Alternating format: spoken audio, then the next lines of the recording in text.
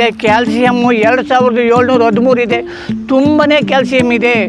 ನಮ್ಮ ಗಿಡಗಳು ಬಲವಾಗಿ ನಿಲ್ಲಕ್ಕೆ ಇಷ್ಟು ದಪ್ಪ ಅಷ್ಟು ಬರೋಕ್ಕೆ ಮೇಯ್ನೇ ಇರೋದು ಕ್ಯಾಲ್ಸಿಯಮ್ಮು. ಚೆನ್ನಾಗಿ ಬರುತ್ತೆ. ನಮ್ಮದು ಹೋದ ಸತಿಗಿಂತನೂ ಈ ಸತಿ ನಾವು 20% ಇಳುವರಿ ಚೆನ್ನಾಗಿ ಬಂದಿದೆ.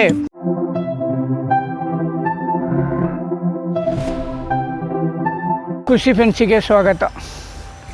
ಇವತ್ತು ಮಣ್ಣಿನ ಪರೀಕ್ಷೆ ಹೇಗೆ ಮಾಡಬೇಕು ಅಂತದ್ದು ಹೋದ ವಿಡಿಯೋದಲ್ಲಿ ತೋರಿಸಿದ್ದೀವಿ.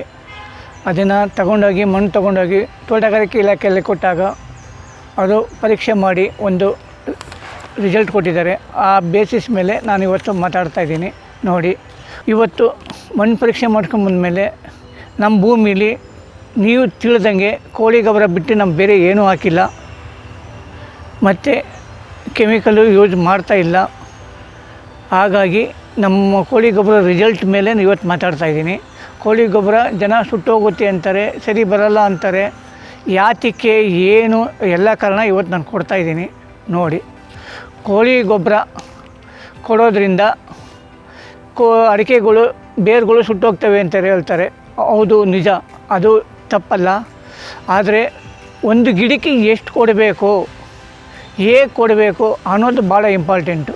ಈಗ ನಿಮಗೆ ಹುಷಾರಿಲ್ದಾಗ ಆಸ್ಪತ್ರೆಗೆ ಹೋದಾಗ ಔಷಧಿ ಮಾತ್ರ ಎಷ್ಟು ತಗೋಬೇಕು ಅಂತ ಅವ್ರು ಬರೀತಾರಲ್ಲ, ಆ ಥರನೇ ಕೋಳಿ ಗೊಬ್ಬರನೂ ಭಾಳ ಕಡಿಮೆ 1ರಿಂದ 2 kg ಮಾತ್ರ ಕೊಡಬೇಕು. ಇಲ್ಲ ಅಂದರೆ 1 ಟ್ಯಾಕ್ಟ್ರು 2 ಟ್ಯಾಕ್ಟ್ರು 1 ಎಕರೆಗೆ ಪೂರ್ತಿ ಎರ್ಚ್ಬೋದು. ಪ್ರತಿ 2 ತಿಂಗಳಿಗೆ ಎರ್ಚಿದ್ರೆ ಸಾಕು, ಇನ್ನೇನು ಬೇಡ, ನಿಮ್ಗೆ ಒಳ್ಳೆ ರಿಸಲ್ಟ್ ಬರುತ್ತೆ.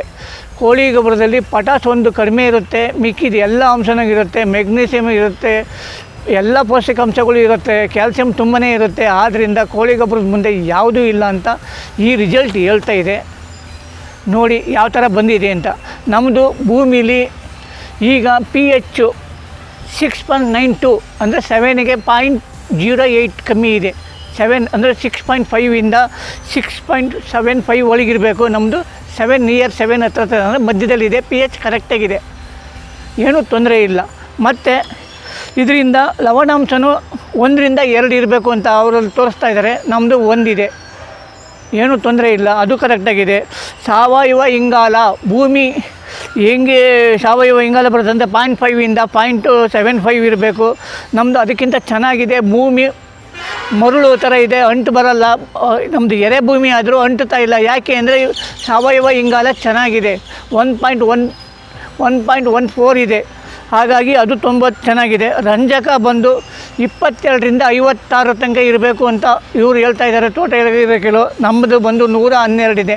ಅಂದರೆ ರಂಜಕನೂ ತುಂಬ ಜಾಸ್ತಿನೇ ಇದೆ, ಏನೂ ತೊಂದರೆ ಇಲ್ಲ. ರಂಜಕ ಈ ಕೋಳಿ ಗೊಬ್ಬರದಲ್ಲಿ ಸಿಕ್ಕಾಪಟ್ಟೆ ಸಿಗ್ತಾ ಇದೆ, ಏನೂ ತೊಂದರೆ ಇಲ್ಲ.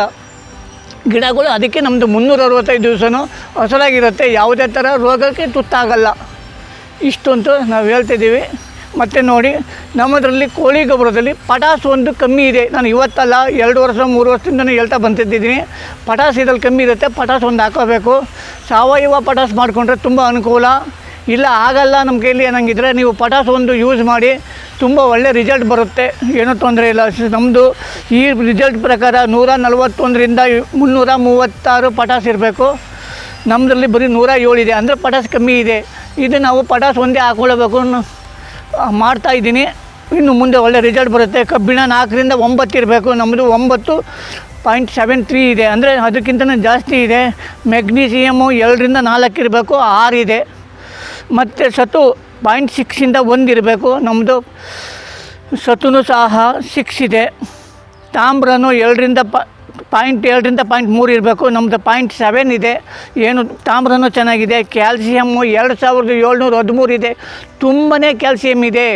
ನಮ್ಮ ಗಿಡಗಳು ಬಲವಾಗಿ ನಿಲ್ಲಕ್ಕೆ ಇಷ್ಟು ದಪ್ಪ ಅಷ್ಟು ಬರೋಕ್ಕೆ ಮೇಯ್ನೇ ಇರೋದು ಕ್ಯಾಲ್ಸಿಯಮ್ಮು. ಹಾಗಾಗಿ ಕೋಳಿ ಗೊಬ್ಬರದಿಂದ ನಿಮ್ಗೆ ಯಾವುದೇ ಥರ ತೊಂದರೆ ಆಗೋದಿಲ್ಲ, ಕಡಿಮೆ ಉಪಯೋಗಿಸಬೇಕು. ಇಷ್ಟು ಹೇಳ್ತಾ ಇದ್ದೀನಿ. ಇದರಲ್ಲಿ ಬೋರನ್ನು ನೀವು ಹಾಕೋಬೇಕಾಗುತ್ತೆ.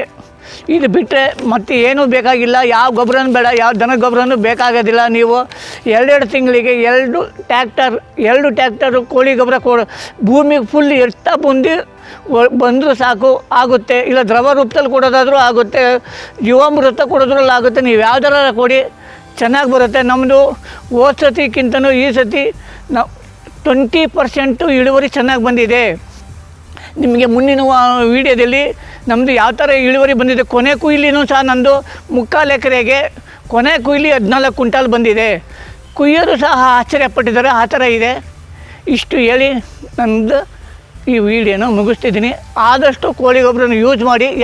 ನಿಮಗೆ ಅನುಮಾನ ಬಂದರೆ ನಮಗೆ ಕೇಳಿ, ನಾವು ಮಾತಾಡ್ತೀವಿ. ಆ ಥರ ಹಾಕಿ ಚೆನ್ನಾಗಿರುತ್ತೆ. ಇಷ್ಟು ಹೇಳಿ ನನ್ನ ಪಾಯಿಂಟ್ನ ಮುಗಿಸ್ತಾಯಿದ್ದೀನಿ.